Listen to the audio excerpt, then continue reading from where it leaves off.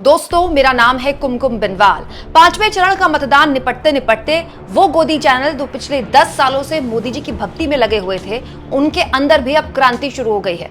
दोस्तों, आज मैं आपको इस वीडियो में बताऊंगी कैसे सुधीर चौधरी ने पांचवें चरण की वोटिंग का विश्लेषण करते हुए अपने शो में अपने ही चैनल के रिपोर्टर को जोड़ा। तो उनके ही चैनल के रिपोर्टर ने सुधीर चौधरी के आगे क्रांति कर दी। न केवल क्रांति कर दी बल्कि ग्राउंड रिपोर्ट बताई तो सुधीर चौधरी की हालत खराब हो गई। ये ग्राउंड रिपोर्ट न केवल आज तक की रिपोर्टर ने बताई दोस्तों, ये ग्राउंड रिपोर्ट सच्चाई है, जिससे भले ही गोदी मीडिया अपने दर्शकों को वाकिफ न कराएं, लेकिन अब ये एक ऐसी सच्चाई है जो दीवार पर लिखी जैसी सच है। सच ये कि जो चुनाव 400 पार के नारे के साथ शुरू हुआ था, जिस चुनाव में मोदी जी ने अपनी गारंटी की भी गारंटी देनी शुरू कर दी थी, अब मोदी जी भी गारंटी के साथ नहीं कह सकते कि उस चुनाव में क्या वाकई में वो 375 वाला आंकड़ा भी क्रॉस कर रहे हैं। 375 छोड़िए, 275 के लाले पड़ रहे हैं। सवाल ये दोस्तों कि पांचवें चरण की वोटिंग के बाद गोदी मीडिया के अंदर क्या माहौल है, और इससे भी महत्वपूर्ण सवाल कि पांचवें चरण के बाद जब 80% सीटों पर देश की मतदान हो चुका है, लगभग पूरे दक्षिण भारत में खत्म हो चुका है मतदान, पूरा महाराष्ट्र वोट कर चुका है। अब इस चरण के बाद प्रधानमंत्री अपने आप को किस राजनीति, भारत की राजनीति में क्या वाकई में उस फलक में देखते हैं जिस फलक की वो उम्मीद कर रहे थे? ये सब कुछ तफसील से मैं आपको बताने वाली हूँ, लेकिन सबसे पहले मैं आपको पूरी खबर बता देती हूँ। दोस्तों, कल सुधीर चौधरी ने अपने शो में ब्लैक एंड व्हाइट में, जैसा कि वो हर चरण के मतदान में करते हैं, हर रिपोर्टर को जोड़ा अलग अलग इलाके से, और जाहिर तौर पर सुधीर चौधरी की जोर आजमाइश कोशिश यही थी बताने की, जतलाने की कि मोदी जी तो एक बार फिर से वापसी कर रहे हैं। क्योंकि सुधीर चौधरी ने अपने पहले चरण के मतदान के बाद क्रांति की थी, जिसके बाद हो सकता है कि उनको डांट पड़ी हो। अगर आपको याद ना हो तो बता दूं, उस वक्त भी मैंने आपको खबर दिखाई थी कि कैसे सुधीर चौधरी ने पहले चरण की वोटिंग के बाद ये विश्लेषण किया अपने शो में कि बड़ा ठंडा चुनाव है, बड़ा उत्साहीन चुनाव है, बड़ा बोरिंग चुनाव है, किसी की लहर नहीं है। मोदी जी की लहर ना होने का दावा सुधीर चौधरी ने पहले चरण के मतदान के बाद ही कर दिया था, जिसके बाद सुधीर चौधरी ने बड़े क्रांति करने की कोशिश की। जेपी नड्डा से कांग्रेस के मैनिफेस्टो पर जो बीजेपी झूठ बोल रही है वो भी सवाल पूछ लिया, लेकिन हो सकता है कि उनकी लगाम कस दी गई, इसलिए सुधीर चौधरी एक बार फिर से अपने शो में वही कर रहे थे जिसके लिए वो जाने जाते हैं। लेकिन इस बीच उनके शो में कुछ ऐसा हुआ जिसकी उम्मीद उन्होंने बिल्कुल नहीं की थी। दोस्तों, कल पांचवें चरण के मतदान में वो हर क्षेत्र से जहां इंपॉर्टेंट सीट्स थी वहां उन्होंने रिपोर्टर्स को जोड़ा हुआ था। इस बीच मौसमी सिंह इंपॉर्टेंट रिपोर्टर है, अंग्रेजी और हिंदी दोनों चैनलों में रिपोर्टिंग करती हैं, और मैं मानती हूँ कि मौसमी सिंह बहुत ही मेहनती रिपोर्टर होने के साथ साथ उन रिपोर्टर्स में से हैं जो गोदी चैनल्स का हिस्सा होकर भी पत्रकारिता क्या होती है कम से कम वो करने का जज्बा रखते हैं। अब उनको कितने मौके मिलते हैं नहीं मिलते हैं वो अलग बात है। मौसमी सिंह रायबरेली से जुड़ी हुई थी। रायबरेली में कल घटनाक्रम बहुत तेजी से बदला है दोस्तों, बहुत सी चीजें हुई, बहुत सी चीजें नहीं हुई, उसको लेकर मैं आगे आपको दूसरी वीडियो में विश्लेषण करके बताऊंगी। लेकिन रायबरेली को लेकर सुधीर चौधरी ने सवाल पूछा कि रायबरेली में किस तरह की वोटिंग हुई और क्या माहौल रहा, आज मुझे वोटिंग का माहौल बताइए। एक भापने की कोशिश होती है, ये समझने की कोशिश होती है पत्रकारों की कि भाई वोटिंग के आप रुझान से पता लगा सकते हैं कि क्या किस मुद्दे पर वोट पड़ा। तो सबसे बड़ी बात जो मौसमी सिंह ने सुधीर चौधरी के शो में बोली कि रोजगार एक बड़ा मुद्दा था। और दोस्तों, मैंने बहुत से यूट्यूब चैनल्स में कल रायबरेली के वीडियोस भी देखे, उसमें जो भी लोग वोट करने जा रहे थे वो कांग्रेस पार्टी के मैनिफेस्टो से काफ़ी ज़्यादा प्रभावित थे। रायबरेली वो इलाका है जहाँ रोजगार के बहुत ज़्यादा अवसर नहीं है। तो ये बात बिल्कुल सही है कि रोजगार का जो मैनिफेस्टो में जो दावे किए गए, जो बातें की गई, जो वादे किए गए हैं कांग्रेस द्वारा, वो काम किया है। और रायबरेली में राहुल गांधी को लेकर एक उत्साह है, एक ऊर्जा है, और वोटिंग प्रतिशत में दिखा भी। बहुत बढ़िया वोटिंग हुई है। रायबरेली उन कुछ सीटों में से है यूपी की जहां बढ़िया मतदान हुआ है। इसके अलावा मौसमी सिंह ने लाइव सुधीर चौधरी के शो में कहा कि रायबरेली में वोटरों की अग्नि परीक्षा हुई, क्योंकि इस तरह की शिकायतें लगातार कांग्रेस पार्टी द्वारा कल पूरा दिन अलग अलग बूथों से आई कि लंबी लंबी लाइनें लगी हैं, लोग वोट देने को तैयार है लेकिन वोटिंग बड़ी स्लो हो रही है। दोस्तों, इस तरह के आरोप चुनाव ड्यूटी में लगे अधिकारियों पर कांग्रेस पार्टी ने लगाए कि जानबूझकर वोटिंग स्लो की जा रही, जबकि इतनी भीषण गर्मी में भी लोग कम से कम लाइन में लगे हुए हैं। और बहुत जगह बीजेपी कार्यकर्ताओं की गुंडागर्दी की खबरें आई, ऐसे दावे कांग्रेस पार्टी ने किए। राहुल गांधी बूथ बूथ पर जाकर जिस तरह से कल एक तरह से अपने कार्यकर्ताओं में जोश बढ़ा रहे थे, वो बड़ा दिलचस्प था। इस पर दोस्तों एक अलग से वीडियो भी मैंने कल बनाया था जो आपने काफ़ी पसंद किया था कि ये वाकई में राहुल गांधी का एक इशारा था, एक हिंट थी कि जो लोग ये कहते हैं कि ये तो रायबरेली में आए हैं और चुनाव के बाद चले जाएंगे, ऐसा नहीं है। कल राहुल गांधी मतलब रायबरेली में बूथ पे बूथ गए, एक आम सांसदी का चुनाव लड़ने वाले एक नेता के तौर पर वो अपने कार्यकर्ताओं के बीच जा रहे थे। जहां भी शिकायत मिलने की खबर आ रही थी वहां वो जा रहे थे, अपने कार्यकर्ताओं की शिकायत सुन रहे थे, लोगों के बीच जा रहे थे, उनसे बात कर रहे थे।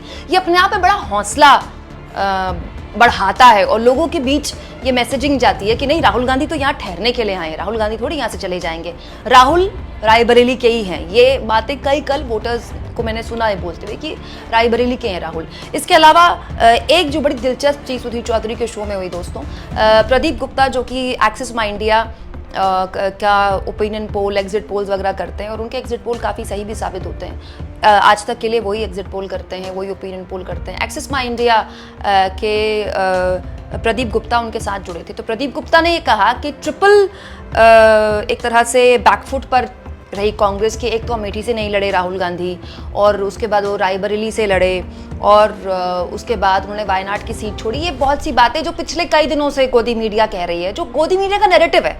गोदी मीडिया तो चाहती है, बीजेपी तो चाहती थी कि राहुल गांधी अमेठी से लड़े, लेकिन ये तो बात शुरुआत से मैं कह रही हूँ।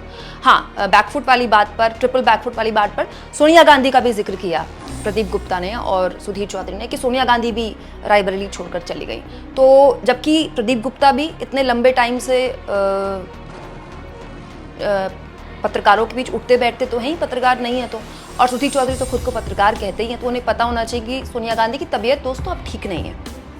तो सोनिया गांधी का एक लोकसभा सांसद के तौर पर सक्रिय रहना उतना आसान नहीं है, इसीलिए उन्होंने रायबरेली की सीट छोड़ी थी। तो इसमें बैकफुट जैसा कुछ है नहीं। दूसरा, अमेठी से राहुल गांधी का चुनाव ना लड़ना एक सही डिसीजन था। वो जल्दबाजी में या हिकअप की तरह लिया गया डिसीजन भले ही लगा हो, लेकिन आज देखिए ना, अमेठी में अगर कोई टक्कर दे रहा है स्मृति ईरानी को या टक्कर दी जिसने, वो कौन थे? वो एक अमेठी के ही कार्यकर्ता थे जो 42 साल से अमेठी में ही काम कर रहे थे। तो स्मृति ईरानी की राजनीति की जो ताकत थी कि वो राहुल गांधी को चुनाव में हरा चुकी है, वो ताकत कांग्रेस पार्टी ने उनसे छीन ली और कांग्रेस पार्टी ने अपने हिसाब से राजनीति करी ना, मीडिया के हिसाब से राजनीति या फिर बीजेपी के हिसाब से राजनीति थोड़ी कांग्रेस पार्टी करेगी। लेकिन ये सारी बातें फिर से शो में बोली गई तो मौसमी सिंह ने पलटकर सुधीर चौधरी को जवाब दे दिया कि जिसको आप ट्रिपल बैकफुट कह रहे हैं, उसको मुझे लगता है कि ट्रिपल फ्रंट फुट भी हो सकता है कि राहुल गांधी जानबूझकर अमेठी से चुनाव नहीं लड़े क्योंकि वो नहीं चाहते थे कि स्मृति ईरानी वर्सेस राहुल गांधी हो।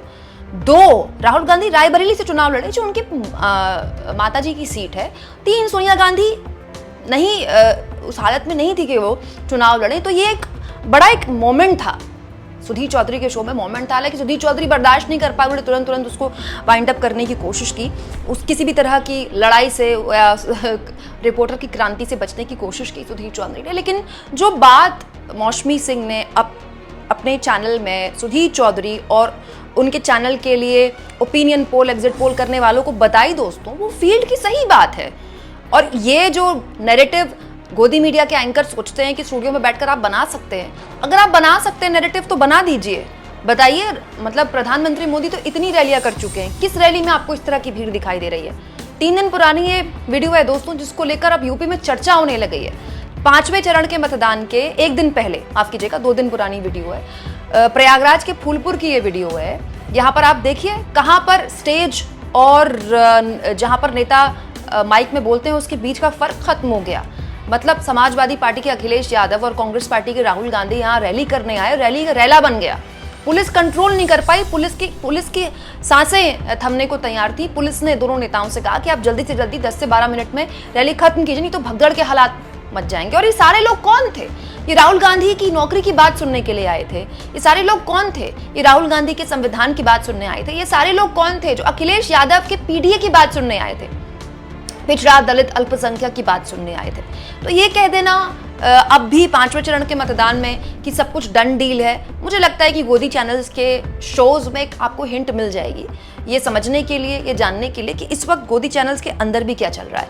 अब इसको लेकर बहुत सी चीज़ें, बहुत से एनालिसिस हुए हैं दोस्तों, कल से हो रहे हैं, लेकिन मुझे लगता है कि इस पर बहुत सी बातें आगे की जा सकती हैं। लेकिन अगर आप इस चुनाव में देखें तो योगी जी का भी कुछ दिन पहले बयान था कि जैसे ही मोदी जी चुनाव जीतेंगे और उनको प्रचंड बहुमत मिलेगा, 6 महीने के अंदर पीओके भारत का हिस्सा बन जाएगा। अब जहां पर भी सोशल मीडिया में जिस भी न्यूज़ चैनल ने खबर शेयर की थी, मैंने कमेंट बॉक्स में जाके देखी तो ज़्यादातर लोगों ने ये कहा कि 10 साल से कौन रोक रहा था। बात भी सही है दोस्तों, प्रचंड बहुमत की सरकार 2014 में भी बनी थी बीजेपी की। प्रचंड बहुमत की ऐतिहासिक बीजेपी ने जितनी सीटें अपने इतिहास पे कभी जीती नहीं, वो 2019 में मोदी जी के लहर में जीती थी। तो मोदी जी को पीओके भारत में जोड़ने से कौन रोक रहा था पिछले 10 सालों से? इस तरह की बातें आप कर रहे हैं बीच चुनाव में, मतलब आप क्या अपने वोटर को इतना हल्के में ले रहे हैं? क्या आप अपने वोटर को इतना अंडर एस्टिमेट कर रहे हैं कि आप इस तरह की बातें करेंगे और आपको लगता है वोटर आपको वोट कर देगा? ये बात बिल्कुल सही है कि एक बहुत बड़ा वर्ग है जो ऐसी बातें सुनना पसंद करता है। ये बात बिल्कुल सही है कि एक बहुत बड़ा वर्ग है जो ऐसी बातें सुन सुनकर आपके साथ जुड़ा, लेकिन एंड ऑफ द डे आपको नौकरी पर, रोजगार पर बात करनी होगी।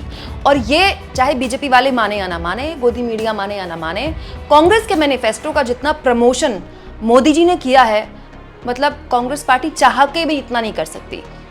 मोदी जी ने कांग्रेस के मैनिफेस्टो पर जो भी भ्रामक जानकारियां अपनी रैलियों में बोली, वो अभी तक बोल रहे हैं। उससे कांग्रेस के मैनिफेस्टो के रिकॉर्ड डाउनलोड हुए हैं, लाखों की तादाद में लोगों ने डाउनलोड किए।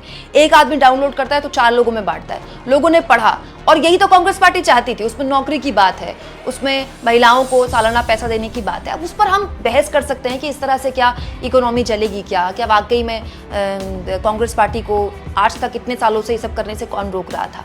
लेकिन सबकी अपनी आइडियोलॉजी है, सब अपने अपने वादे लेकर जनता के बीच जा रहे हैं। लेकिन कम से कम एक मैनिफेस्टो है जिसको लेकर बहस हो रही है।